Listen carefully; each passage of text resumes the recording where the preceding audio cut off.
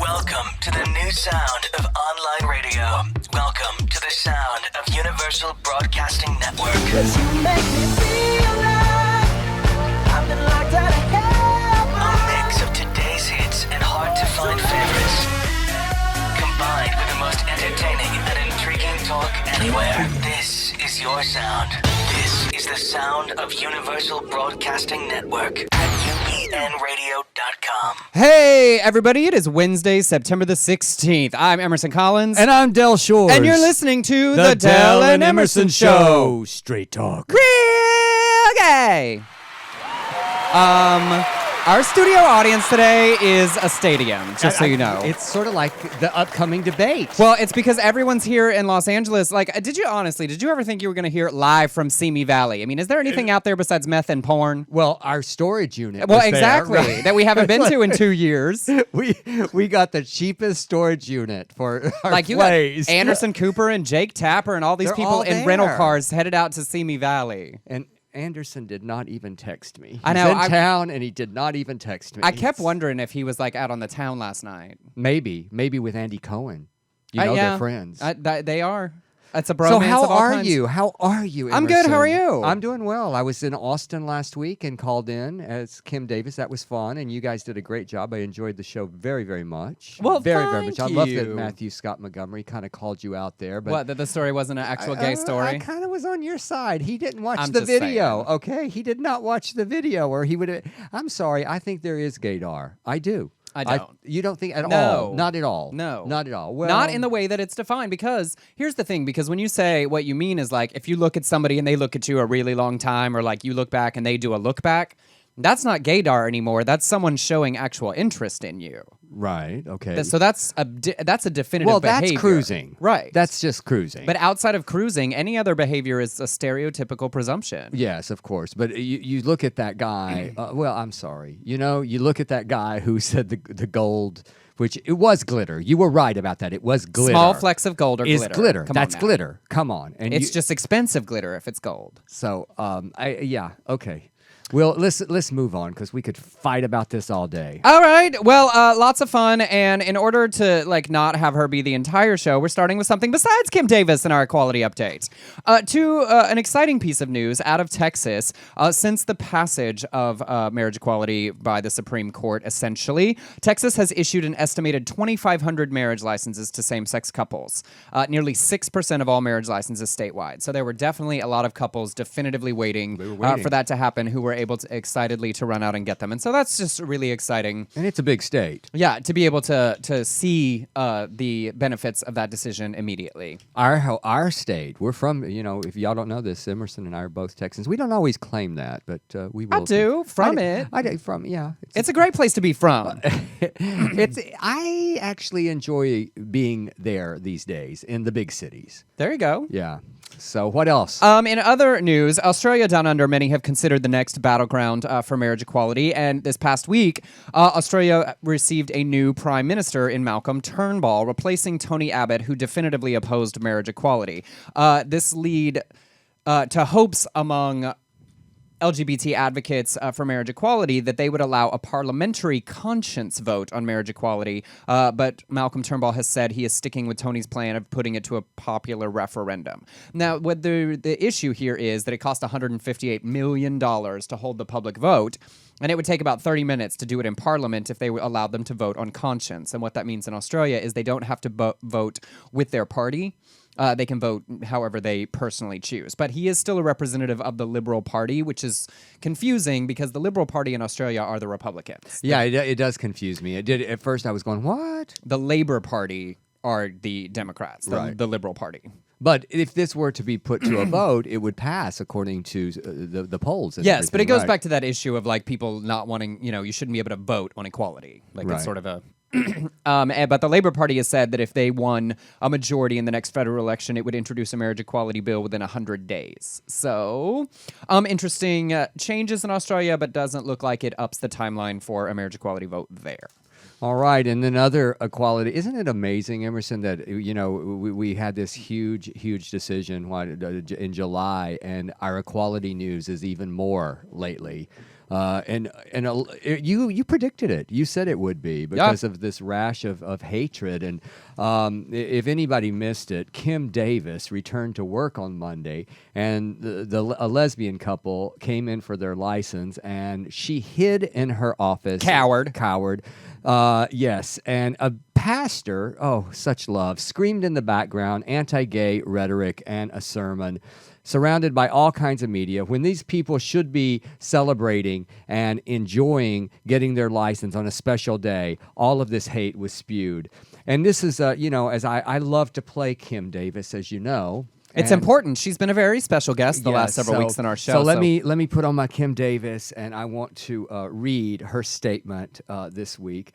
She goes, "I want the world to know, if any deputy clerk feels that they must issue an authorized license to avoid being thrown in jail, I understand their tough choice, and I will take no action against them. However, any unauthorized license that they issue will not have my name, my title, or my authority on it. Instead, the license will state that they are issued pursuant to a federal court order. I do not want to have this conflict. I do not want to be in the spotlight." I'm just waiting for the crowd to laugh. Uh-huh. And I certainly don't want to be a whipping post. Thank you, Kurt. I am not a hero. I am just a person that's been transformed by the grace of God, who wants to be with my family. I just want to serve my neighbors quietly without violating my conscience, and to be friends with all my ex-husbands. No, she did not say that. She did not. That might have been an ad lib. Someone caught up in the moment. Oh, this poor woman. Bless her heart. Bless her bigoted heart. But, she's working and she's figured out a loophole. But, I want to show up at work and sit in a corner and not do anything. You know what was crazy about this is I posted, because I saw this online, the lesbian couple, and I thought how horrible it would be to go down there on this celebratory day, although they knew what they were up against. These lesbians, they knew. They were there to, they were there to stir a little shit, I think. Uh-huh. And, there were so many, it went kind of viral on my Facebook page, and I have never, in a long, long time, since the decision came in, I haven't gotten the kind of hate that I got this week over just calling her what you did, a coward. I said she was a coward, and so many people descended. I was called a fucking faggot. I was called. My favorite was that I was going to homo hell, and I just wanted. Can we open a club? Yeah, and describe Homo that for hell. me. Which you've been there. What's it like? I just feel like it's one of those things that Stefan on Saturday Night Live would describe. Come to New York's hottest new club, Homo Hell. I just feel like there's a lot of disco playing. There's a lot of. It's kind of like an Atlantis cruise, homo hell, right? Yes. That's what I would... Floating through the flames So rather than I'm the there. ocean. When they said I'm going, I said, yes, I am. I will be there. Yes. Kurt, would you like to go to homo hell with us? I'll visit. I He won't might, stay there. yeah. okay. He might get like a weekend pass. exactly. Just to check it out. Yeah. You might learn something. All right. It's still me. Oh, and her lawyer. Okay, Matthew Staver, the Liberty Counsel lawyer representing Davis, was on the conservative talk radio program Wall Builders Live. And he says a clerk provides licenses to do something. In this case, they're licensing something that is directly contrary to the core of their religious convictions, to engage in sinful activity among same-sex relations, and the sanction something that is contrary to the scriptures, and that is marriage of two people of the same sex. The co-host prompted Staver to give an example of another activity, troublemaker, I love him, that would be unbiblical and violate Davis's beliefs if people were asked for a license to do it. And Staver replied that it would be similar to requiring a clerk to grant a license to engage in pornography, to grant a license to sodomize children, or something of that nature. That would be harmful to the people involved in this activity. I mean, always back to the pedophile. Always. Always They're the just pedophile we just- punchline. Yeah, we I just think look we have at- beat that horse to death. Yeah. Give me some statistics motherfucker. Right? Okay. Well, in continuing Kim Davis's saga, there is an armed paramilitary group, the Oath Keepers. Sounds like the Promise Keepers. James Dodson's Focus on the Family. This is their militant wing. Or the it Oath sounds like Keepers. something in Harry Potter or something. The Oath Keepers. Has pledged to protect Kim Davis from being arrested again. They are described on their site as a nonpartisan association of current and formerly serving military, police, and first responders who pledge to fulfill the oath of all military and police take to defend the Constitution against all enemies, foreign and domestic. Now, they showed up to defend Cliven Bundy, the Nevada rancher, and in Ferguson, carrying semi-automatic rifles, ostensibly to guard businesses. The St. Louis City Council, or police, said they violated the law by acting as security guards without obtaining a license. Now, they have said their action was not motivated by her views on marriage equality, but that they believe the U.S. District Judge, David Bunning, illegally exceeded his powers when he found her in contempt of court and had her jailed. So I haven't seen any photos. I don't know if Kim's letting them get that close to her, but she's going to have this honor guard, walking her around everywhere to keep her from getting arrested. It's legal for them to walk near her, I guess. But but they're not sanctioned by anyone. And the guns and everything, it kind of scares. It's scary. It's a little bit scary. So, I don't know. I just think they want some attention. Maybe they're looking to get to the private security bodyguard field. They are no Kevin Costner is all I'm going to say. No. And Okay. I'm sorry. I'm going too far off. No, that would be in Homo Hell. That would be the Oath Keepers in as Homo you walked Hell. in. As you walked in, Whitney Yes. would be singing. And a whole bunch of Kevin Costners would escort you to your cabin. Okay, I'm there. All right. We also it's still in Kim Davis news in her hometown, and they Planting Peace. An organization put a billboard up in Moorhead, which we haven't talked about Moorhead. Like it's so absurd Her that she lives in hometown Moorhead, is Moorhead. Kentucky. Well, she's given some. Is that also? I feel like that might also be the town slogan, the town motto, the town creed, Moorhead. Moorhead. Although I don't know if Kim Davis. The has answer given is always any Moorhead. head. I don't know. She seems to get pregnant a lot. Okay. Anyway, they have put this billboard up, and it's great. Did you get the? I sent it to John. Will you put it up in the chat room? It said, and the billboard says. Dear Kim Davis, the fact that you can't sell your daughter for 3 goats and a cow means we've already redefined marriage. So it's a funny, humorous. But and to the point of that, what constitutes and how people enter into marriage have changed dozens and dozens of times throughout civilization. Yeah. All right. Well, and to not get completely lost up and America-centric, this story is a reminder of what LGBT people face around the world. An unnamed European man was arrested on charges of sodomy in Dubai. The 34-year-old reported a robbery carried out by 2 men who allegedly also beat, tied, and gagged him.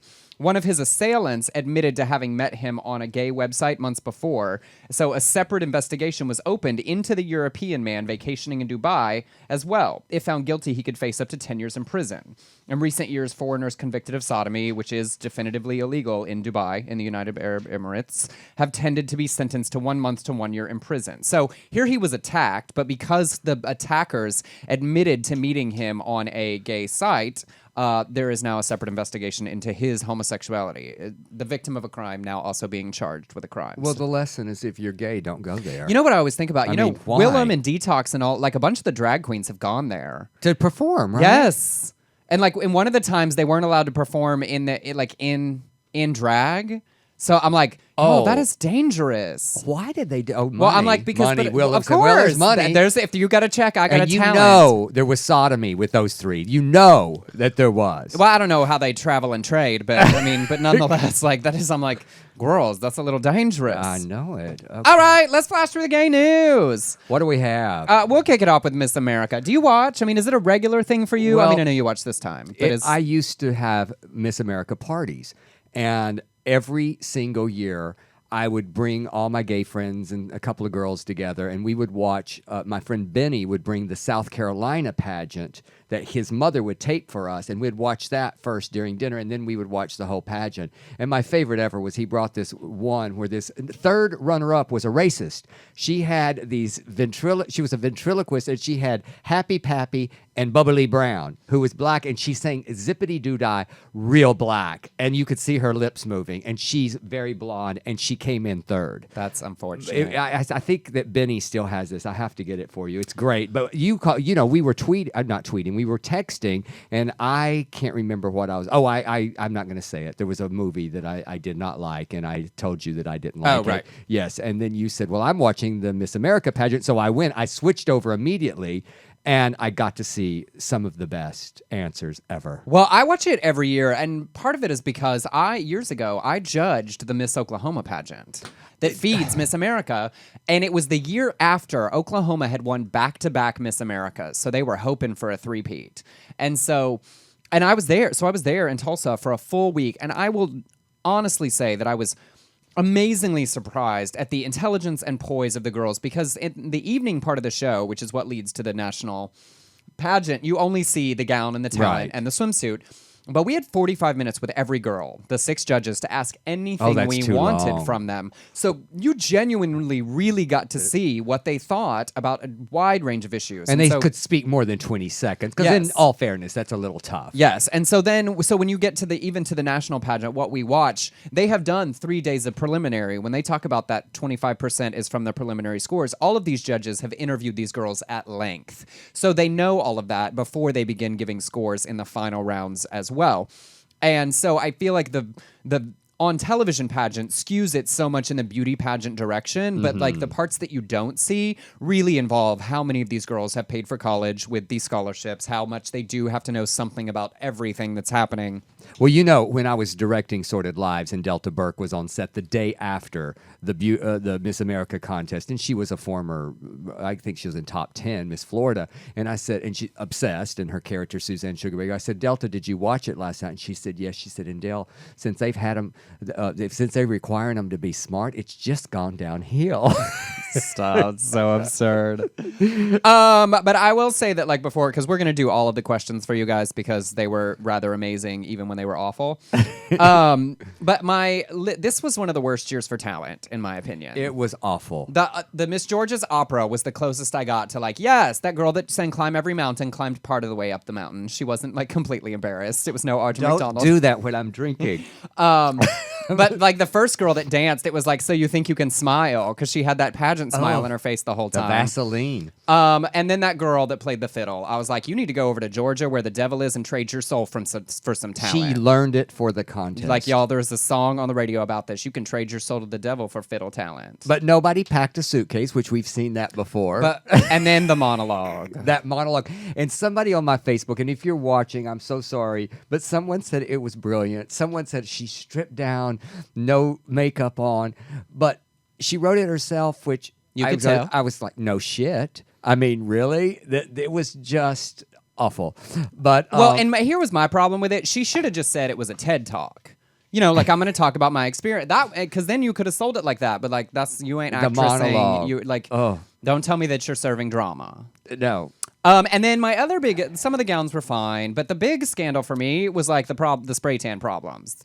Miss Georgia lifted her arms at one point and had the widest armpits I've ever seen. And somebody needs to tell these girls that now that this is an HD, everybody needs to be like 3 shades lighter than they used to for low def television, because Oompa Loompa Orange. You got some detail I didn't really notice.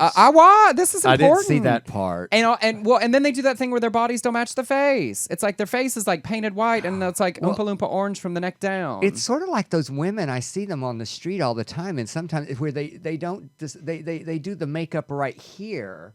And then they don't do. And then it stops. Yeah, it stops. Like, we can see the rest of you. Yeah, and it's a different color. So shall we do these? Yes, I we're ask going to you do the question? questions. So Emerson will be playing. I will be playing Miss Georgia Betty Cantrell. And she won. So, okay, so I'll ask the question. New England Patriots quarterback Tom Brady was suspended for his part in the so-called Deflategate scandal that reinstated by the courts. Legalities aside, did Tom Brady cheat? Did he cheat? That's a really good question. I'm not sure. I think I'd have to be there to see the ball and feel it and make sure it was deflated or not deflated. But if there was question there, then yes, I think he cheated. If there was any question to be had, I think he definitely cheated, and I think he should have been suspended for that. That's not fair. Now, here's my thing about this. First of all, that means that her preliminary score was amazing. And second of all, I think some of the other judges were like, what is this question? Because the NFL can't decide whether he cheated or not. There's a 70-page report. Question. He got suspended, then he got unsuspended. And second of all, I would have fallen off the stage and been like, hi, that's about sports ball. And while I'm sure it is interesting to some people as a hobby, would you like to ask me a socially relevant question about the impact on our society of any other particular issue? Didn't she have him repeat it? Well, yes, because they started cheering when he said Tom Brady, and she didn't hear the end of the question. Oh, I see. Okay. So, yes, it was by far the worst answer, but also the worst question. So, to me, it was neutralized. And I will be playing Miss Louisiana, Yes. April Nelson. Racist. The Black Lives Matter movement grew as a reaction to unarmed African Americans being killed by police. Now, there are voices raised to call it a hate group and think it should be called All Lives Matter. What do you think? I believe that Black Lives Matter. All lives matter. It shouldn't matter what we base our labels on. Everybody matters. And I think that we can stop all the violence with police brutality with body cameras and make sure that all of our policemen are trained and ready to go into the field. Every life matters. Now, I know at the core, she thought, like, she basically went for world peace with this answer. But the entire problem with people responding to questions about Black Lives Matter with All Lives Matter is that the entire point is that historically, Black lives have not mattered as much. So when you answer that question with All Lives Matter, you just seem racist because you missed the point. And it is I sort like of the body unacceptable cameras. for anyone involved in social issues at this point not to have a better answer than that on that question. So... Okay, well, we had a big fight over who got to do this one, but Emerson won. He's better at that. What's that thing? That sports thing? That India. What's that? Where you do I have this? no idea what you're talking about. You know where you arm wrestle. We arm wrestled for We Miss did South not. Okay, I'm lying. Miss South Carolina. Now, how do you say her name? Dasha Dial. Dasha Dial. That's why I couldn't do her. Okay, America loves our Second Amendment, but gun violence continues to be a tragic problem. Do you support a ban on military-style assault weapons? I don't. Like, she just stopped right there. Thank you. That's enough. I don't. And literally, I'm not even going to finish it because the No, problem, you have to. You have to. We finish gotta. it. Well, we gotta move on through Okay, the we show can skip because some her of them. point was. This is where I think her problem was. She just heard gun, and the question is very specifically about Assault. military-style assault weapons. And she's from the South in South Carolina, and she was like, "No, we got to be able to keep our guns," and that's where she went off track in her response. She said that we need to increase education about how to, do an Uzi. How to That would solve it. So then we had Miss Colorado. Let's skip her. Yes. Oh no, well it's kind of good. Well, then do it. I'll do it very the quick. Treasury wants to put the face of a woman on the $10 bill. Besides Alexander Hamilton, which woman should get that honor? And you tell me why. Thank you for that question. You're welcome.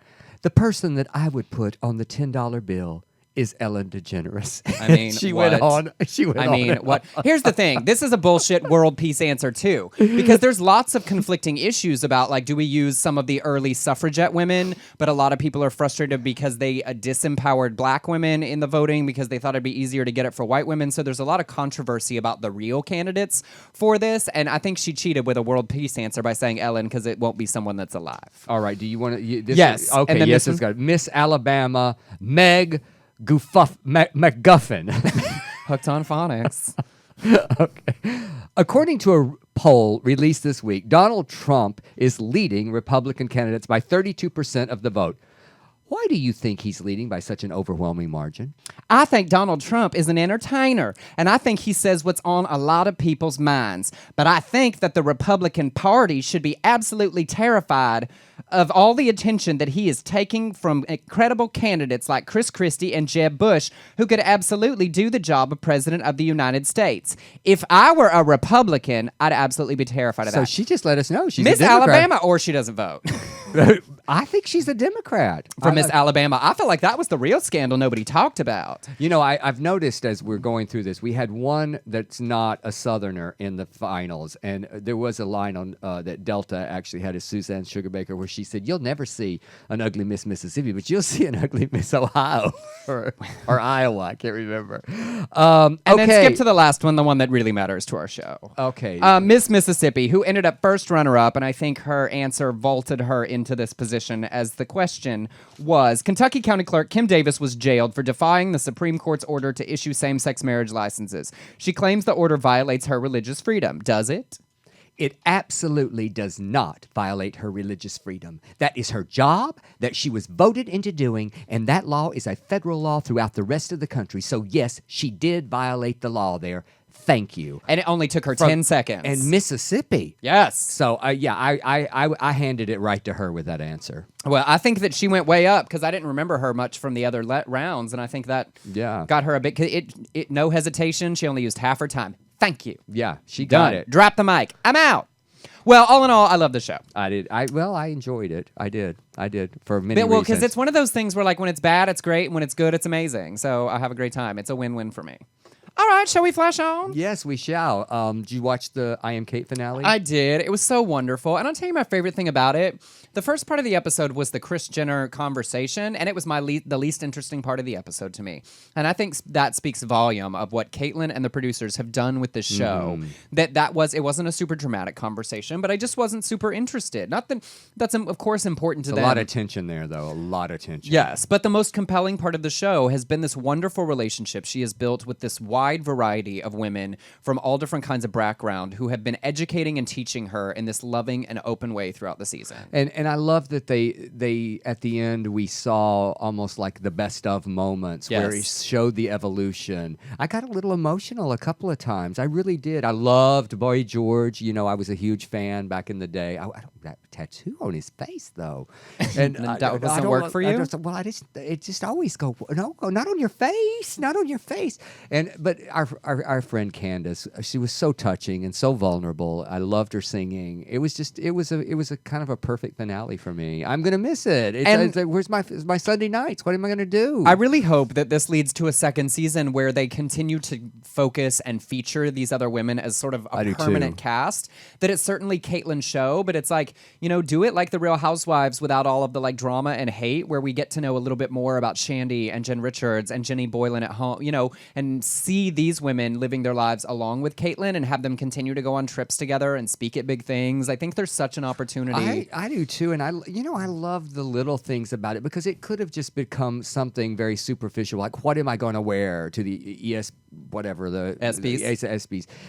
but it became so much more hard, and yet they had what am I going to wear, and how I have to deal with these my size, 13 feet or whatever, So and your favorite, who spoke at the end, Shandy. Is that, yes. Yeah, I just loved what she said at the. I was going to say at the funeral, but at the name ceremony. Yes. So, I mean, I like her, but Dr. Jenny is my favorite. Well, she's wonderful. She absolutely is wonderful. It's just really enlightening, and I loved it. And I love the journey that we're seeing her go on. Yeah. So absolutely. All right, flashing on. This story is kind of crazy, and I'm gonna see if I can do it kind of quickly. There is a lesbian catfish trial happening in the UK. A UK woman named Gail Newland has been accused of pretending to be a man and duping a woman into having a relationship with her male alter ego that included sexual intercourse. That threw me. That now, threw me. like when y'all, I read that, whoa. To be really clear, this is not just like, oh, she catfished on the internet. They actually had sexual intercourse, and the other woman didn't know the whole time. And tell us how that happened, Emerson. Well, they struck up an online relationship with the alter ego. And after 2 years of cyber dating, they began to meet in person and have sexual encounters, and were even engaged at one point. But the woman never saw her because they willingly agreed to be blindfolded for the duration of all of their meetups, because she told her that she was recovering from treatment of a brain tumor and did not want her to see, quote, the him. It wasn't until she removed the blindfold after a failed attempt at performing fellatio that she discovered that his penis was really a strap-on dildo and that the man was really this woman, Gail. That is, first of all, like, I mean, I feel bad for you, but I also don't. Like, you had You're sex just with somebody stupid. with You're a just blindfold stupid. multiple times, and like you didn't ever. I mean, you didn't reach all the way down to the base of the penis to like no like. I'm sorry. Like, I can only have so much sympathy for you. But then the defense is so crazy. The what she's saying really happened. Yeah, I wasn't gonna go into all that because that's the nonsense part. But she claims that they met at a club and all this kind of stuff. It is a crazy, crazy story. Well, yeah, she claimed that they made up the brain cancer story in order for the girl's parents not to know that she was a lesbian. But I've been obsessed with Catfish, the TV show, and it's like there's a level of desperation that is actually kind of sad. Yeah, certainly. To a lot of people. But I'm sorry, like you met up with somebody and no. That's on you too. Like you don't get to sue somebody because you were stupid. So that's the way I feel at that point. I'm sorry. Flashing on. All right. Back to one of your favorite stories. Oh my God! I was so close to this store. I wanted to go buy it when I was in Tennessee recently, but the hardware store owner Jeff, I guess it's Amex, who had the "No Gays Allowed" sign. He's back in the news. In his hometown of Washburn, Tennessee, he's now hung a marker board outside his store asking customers to please sign it if they too hate gay people. And so far, 300 proud assholes have signed their autographs on this. We've got their names just as clear as they can be. So if and there's only like 2'2,500 people in the town, so it's like a big turnout. It's a big turnout. It's the entire congregation of the First Baptist Church. So now he's making an anti-gay merch, which he sells in the store, and the merch includes baseball hats with his store's name on the front that says "No Gays Allowed" on the back. Now here's for my question $5 on that one. Does that just mean he's a top? Though you could put "No Gays Allowed" on the back, and it just means like you don't want to bother. Yeah, if you're wearing the hat, what does that mean? No gays allowed like around me. Exit only. And then he has bumper stickers that say "Choose God or gays," and those are just for 50 cents. I don't know. He's getting a good deal somewhere. This is terrible merchandising. Like he's not making any money. No, he's just being an asshole. I mean, and he's a pastor of a church, by the way. You know this. I know, but you'd think he wouldn't want to spread hate for free. Well, he is, and he and here's his quote: "I'm just doing it because people have asked me for it." Well, that's a quote. I mean, that's the reason I do everything.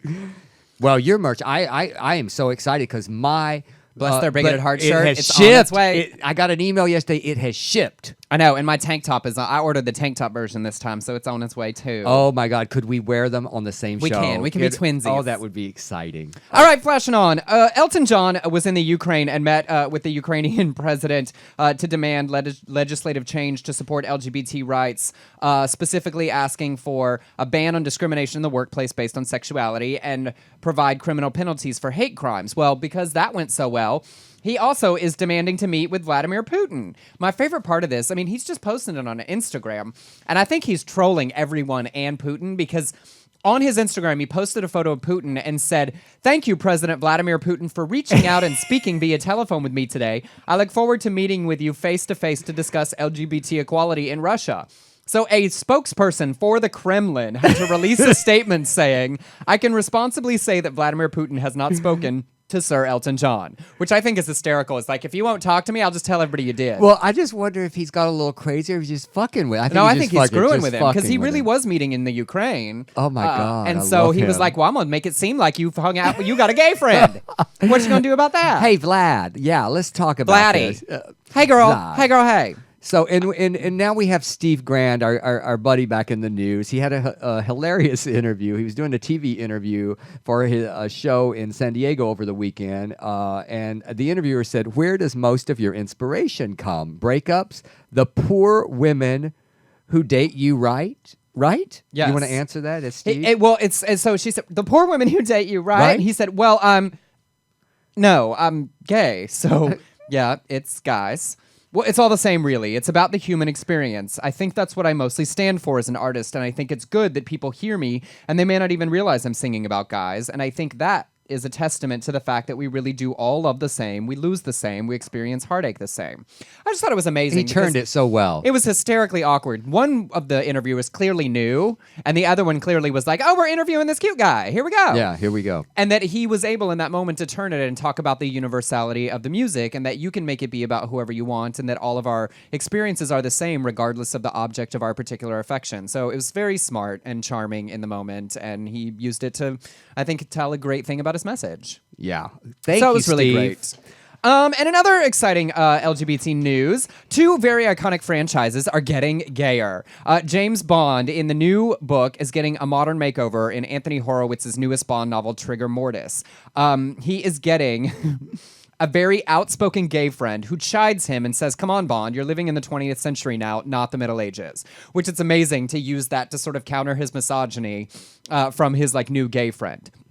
Well, in the newest Star Wars novel, Chuck Winding, the author, has introduced a major gay character to the series as well. And one fan accused him on a blog of jumping on the Caitlyn Jenner bandwagon. And he responded, and this is about to get real geeky, and I love it. He said, sorry, you squawking saurian, meteor's coming. And it's a fabulously gay Nyan cat meteor with a rainbow trailing behind it, and your mode of thought will be extinct. You're not the Rebel Alliance. You're not the good guys. You're the fucking Empire, man. You're the shitty, oppressive, totalitarian Empire. If you can imagine a world where Luke Skywalker would be irritated that there were gay people around him, you completely missed the point of Star Wars. Stop being the Empire. Join the Rebel Alliance. We have love and inclusion and great music and cute droids. Yeah, that's when applause should break out right there. So, yeah. but I love it. And it's important because there are a huge LGBT contingent in a lot of the self-proclaimed nerd geek fandom worlds, and so it's just awesome to see 2 really iconic franchises continuing to embrace our community. I love that he just gave it to him. He said, It was "Nope, yeah, drop that mic." Yeah. All right, and we more Kim Davis, but this is a fun one. Tide has a go-to on their little pin, their little to-go pin. What's it called? To-go pin. To-go pin. I have them. I just never knew what they were called. I just thought they stain-free or something. And there's these actors who are portraying a nervous gay couple. I think we have the link that you can watch it outside a church on their wedding day, and they're met by this Bible-clutching woman who the expression turns very severe, and she goes, "How offensive!" And then she goes, "I won't let you blemish the sanctity of marriage." And the couple starts to argue with her, and then she pulls out the Tide to-go pin and removes the stain on one of the men's shirts and straightens the other one's bow tie, and then she goes, there, flawless. I love it. I do too. It's such a smart way to counter bigotry. I hope it goes. It's just an internet commercial right now. I hope they put it on the air. I love it. Yep. All right, and flashing on. Look at us. We almost caught up. Did we catch up? Oh, yes, we did. Thanks to you, Russian me. Yes. Well, sometimes somebody's got to drive this bus. Russian me. Oh, Vlad. Okay, Vlad, calm down. Hey, girl, hey.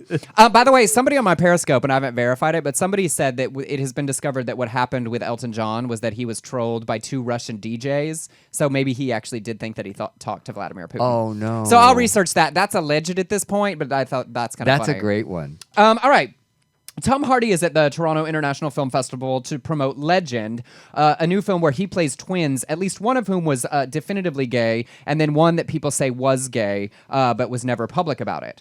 And the background to before I get to the interview, in a 2008 interview, Tom Hardy said, "Of course I have," after being asked if he'd ever had sexual relations with other guys. "I've played with everyone and everything and everyone, but I'm not into men sexually. I love the form and the physicality, but the gay sex bit does nothing for me."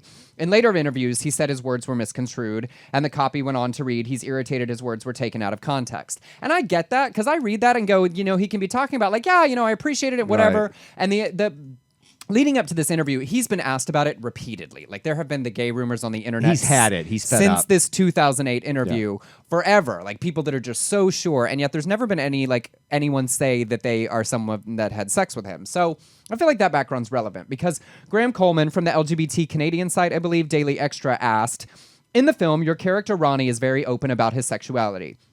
But given interviews you've done in the past, your own sexuality seems a bit more ambiguous. Do you find it hard for celebrities to talk to media about their sexuality?" Hardy says, "What are you on about?" Coleman says, "I was referring to an interview given to Attitude magazine a few years ago." Hardy says, but what is your question? Which I love because I do that all the time. I'm like, what's the real question? Yeah, what's the real question? Coleman said, I was wondering if you find it difficult for celebrities to talk about their sexuality. Hardy said, I don't find it difficult for celebrities to talk about their sexuality. Are you asking me about my sexuality? Coleman said, sure. Hardy says, why? Coleman goes, and Hardy goes, thank you. This is great. It's interesting because in this particular case, I actually sympathize with Hardy because he has been plagued by this particular interview and he has tried to clarify it a number of times. And I don't think it's anything anti-gay for him to be frustrated at some point and go, that question has been asked and answered. Can we stop talking about it? I don't think it makes him look anti-gay or homophobic in any way to be like, it's not that I'm against it or would be embarrassed if I were, but I'm not. So can we stop making this a thing? And so a number of people have sort of come for and also I think part of it is this reporter asked the question badly. I think if you want to ask the question, you have to come out and directly say, the character you play is very unambiguous about his sexuality. Based on the 2008 interview that you gave and things that you have said since it, your sexuality still seems ambiguous to the public. What is your personal sexuality? And if you are unwilling to answer, why do you find it difficult to talk about? Do you know what I mean? Mm-hmm. Like, ask it directly. Don't try to back them into the corner to the issue, is my perception of it. Well, you're just good, Emerson. Because that way he can go, I'm not gay. And you can Yeah. follow up and say, well, that interview made it seem that you may have... And then he can say, well, what I was saying was in my younger, super free artistic days, there may have been some freewheeling, like I smoked pot and kissed a boy for a minute, but I specifically said in that interview, gay sex doesn't do it for me. I don't know how I could be any clearer than that. And then they could say, well, does that mean you've had gay sex? And he could say, I'm either going or not going to tell you the specific acts I've engaged in. I'm not gay. You know what I mean? Yeah. But I go to ask the question you want to ask. Don't tap dance trying to be cute. Yeah, this guy wasn't good. He wasn't. And they did say, I think he's an inexperienced reporter because Yeah. it's sort of when he's like, So anyway, I just find it interesting. All right. All right. Well, we have. This is a crazy story. This is just a fun, silly It's nonsense. Fun, not a gay story really. In Norfolk, Virginia. Norfolk. 36-year-old Kimberly M. Jackson was accused of having sex with a man who police say was unconscious in the parking lot. Now, at that point, so many questions come to my mind. She had sex and he was unconscious. She said, I was in the mood. We are in Virginia. And that's basically what happened. When asked what actually got her in the mood, she said it was the alcohol. Makes sense. It was the liquor. Someone called about a couple having sex in the parking lot, and when police arrived, they found her and her boyfriend, Earl Palmer, in the parking lot. He was unconscious and unresponsive. He says he passed out from drinking. I passed out from drinking.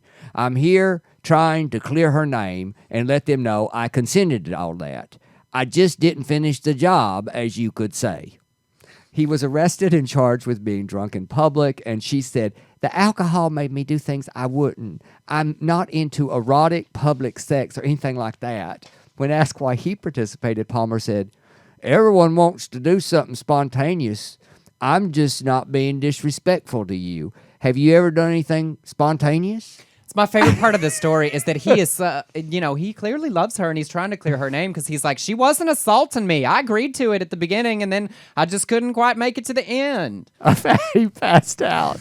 He's like, but I wanted to be there. Bless her. That's love. That's love. That's sweet. I hope they let him out. I hope so too. I like that I'm not into erotic public sex. I'm just into regular not erotic. Mm-hmm. No whips and chains, just good old regular public sex. So, all right, and on to the one that this is genuinely important. An 82-year-old military veteran, Donald Hallman, is asking the military to remove his decades-old undesirable discharge for being a Class II homosexual. According to American Veterans of Equal Rights, an estimated 114,000 soldiers were given an undesirable discharge and sent out of the service before gay, lesbian, and bisexual members of the military were allowed to serve openly. The designation disqualifies veterans from receiving benefits, and it can also make it harder to find a job if the applicant lists their military service. Gay veterans can still currently apply to change their discharge status, but the request must be done individually and can take years to fulfill. Many veterans rack up legal fees fighting that designation, and it's the individual's responsibility to prove the discharge was wrongly assigned. So in 2013, legislation was introduced to streamline veterans' appeals specifically for this designation. But despite having over 100 co-sponsors, it died, and similar legislation was introduced earlier this year but has not moved forward. And it's really important because they're specifically wanting to make it easier for all of the LGBT people through the years who were discharged dishonorably under this particular code of conduct that, of course, is now legal, to make it a faster and smoother process for them to overturn it, because they would not have been discharged for that reason now. And so it's something that should certainly be done to all of the LGBT people who were willing to serve in the military in the closet and defend our country when they were not being treated equally by it. Will they get back pay, I wonder? No. No? No, it would just allow... I don't think that... They would probably have to give up that in order to get anything going forward. But we shall see. And in our Transcetera news, this is sort of a bad that's then good story. Jessie Dye...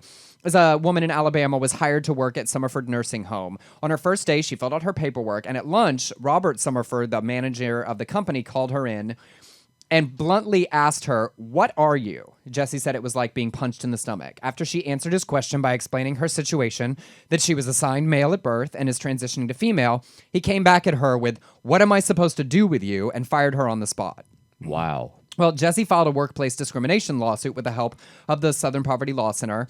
And rather than see the matter reach court, the company Robert works for agreed to settle, which was a smart move on their part. So part of the settlement required the company to institute an official policy banning discrimination based on sexual orientation and gender identity, and to conduct sensitivity training regarding LGBTQ people.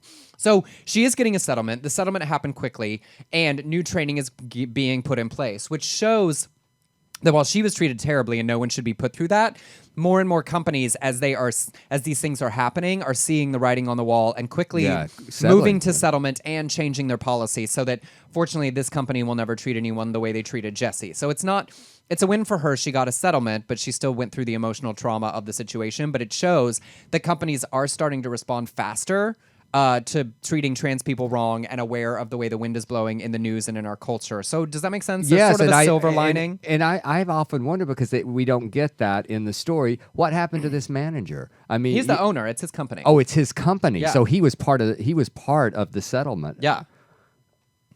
I thought it was the manager. He is the manager, but it's the Summerford Nursing Home. His name is Robert Summerford. Okay. Oh, okay. All right. Okay. Well, progress. It's a family business. But it's progress. I mean, it is. Okay, so finally we got checking in with crazy. Checking in with crazy. And Emerson always lets me do the crazy ones. I mean, it is your favorite part, let's be honest, of the whole show. I do love it. It does. So Pat Fagan, the director of the Family Research Council's Marriage and Religious Research Institute, feels that opponents of marriage equality should refer to gay men's marriage as garage and lesbians' marriage as larage. How do you say it? Well, I assume that that's the way, because it should rhyme. But garage just sounds like garbage. No, to me it sounds like a homosexual garage. Oh, garage. In the garage. Okay. Park the car in the garage. And a larage sounds like it's about a Larry, which I guess makes like lesbian. I saw garbage. It's all wrong. He said, okay, here's what he said. Now, is he Southern? Can we say he's Southern? Let's just assume. A proposal, something along this line, that we in the pro-family movement start using related terms, but keep marriage for what it always was. So we might call, and this is going to have to be worked out, but something like, if you're going to talk about gay marriage, you call it garage. If it's a lesbian, you call it a larage. If you want a generic homosexual marriage, it's a harriage. But getting these words into use, I think it's key. And that will take time. But we're going to do it. Whomever holds the language ultimately holds the whole game.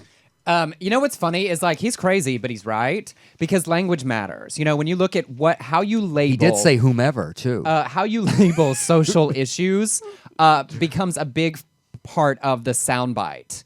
Like pro-choice versus pro-life. Like, people become obsessed with the words, and he is right that, like, by fighting... Because we have fought for the word marriage because it demonstrates the equality. He's right. He's like, if we had figured out, instead of calling them civil unions back in the day, we'd called it a larage, a garage, and a harriage. but I don't think he's going to I don't think it's going to catch on. board. I don't think it's going to catch on. Bless his and heart. then finally, and this is so crazy because I've written this in the new Sordid Lives movie about sanctuary cities. I got it from a story we have here. Linda Harvey at WND.com writes, I believe there's a clear precedent for establishing sanctuary cities for authentic, lawful man-woman marriage. Think about how great life would be in these cities. Family life would be so much healthier and safer in these cities.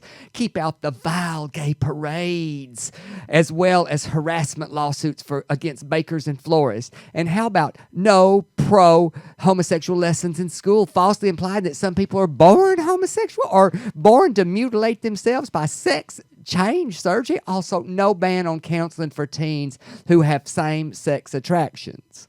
And the local media, if they try to distort the truth in the current popular fashion, would find local advertisers withdrawal. Tell the truth or forget our support. Anyway, she just goes on and on. But it's crazy because, that's what they're doing in Winters, Texas in my movie, is they're trying to make it a sanctuary city so no gay marriage would ever happen. I know, but here's my problem. She didn't pitch any because I'm like, you're not going to get any of the good cities to do this. No.